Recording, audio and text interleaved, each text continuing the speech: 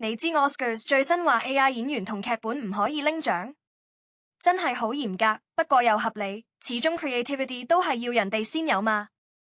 但係轉頭 Pentagon 就話要將美軍變做 AI 為首嘅部隊喎，咁反差好大，一個 artistic 一個 military，AI 真係兩面睇。講開科技，蘋果就開心晒 ，iPhone 17賣到飛起，話係史上最受歡迎。你睇下街上行過幾多人用就知啦。